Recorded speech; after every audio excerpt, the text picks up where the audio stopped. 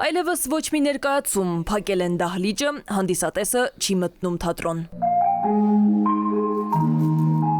Տոմսերը թեպետ վաճառված են, բայց նրանք այսօր այլ ասելիք ունեն։ Այս կերպ են որոշել իրենց բողոքի ձայնը բարձրացնել պատանի հանդիսատեսի թատրոնի դերասանները։ Այսօրվանից որևէ ներկայացում չեն խաղալու այնքան ժամանակ, քանի դեռ Երևանի քաղաքապետարանի ներկայացուցիչները չեն տվել իրենց հուզող հարցերի սպառիչ պատասխանները։ Այս պայքարը մենք ակցիա ենք իրականացնում ինչի համար, որ մեր ձայնը լսելի լինի։ Երեկվանից դերասանները բոյկոտում են եւ պարզաբանում պահանջում, թե ինչու են հեռացրել իրենց տնօրեն Էմին Թորոսյանին։ Հանդիպում են խնդրել քաղաքապետարանի ներկայացուցիչներից, բայց ապարդյուն, ասում են, մինչև այժմ որևէ արձագանք չեն ստացել, մինչդեռ քաղաքապետարանից հակառակն են պնդում։ Ամենասարսափելին,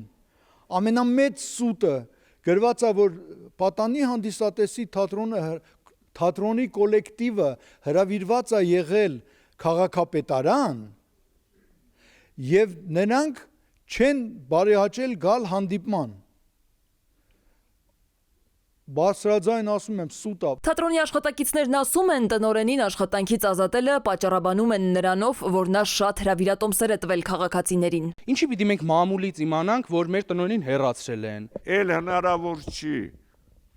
անցնել այս տեսակ ոչ ես կասեի ոչռագործության միջով։